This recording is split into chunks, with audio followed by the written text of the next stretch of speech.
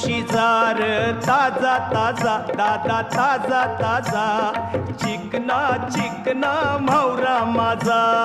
घेऊन शिकार ताजा ताजा दादा ताजा ताजा चिकना चिकना म्हावरा माझा घेऊन शिजार ताजा ताजा दादा ताजा ताजा चिकना चिकना म्हावरा माझा घेऊन शिकार ताजा ताजा दादा ताजा ताजा चिकना चिकना म्हावरा माझा